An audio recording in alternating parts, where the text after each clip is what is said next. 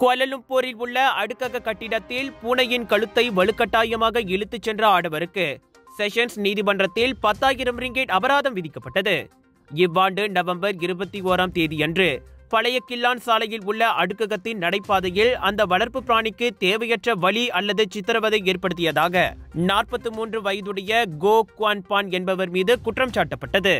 1953ஆம் ஆண்டின் பிராணிகள் சட்டத்தின் 44(1)D விதியின் கீழ் கொண்டுவரப்பட்ட குற்றச்சாட்டை கோ ஒப்புக்கொண்டார்.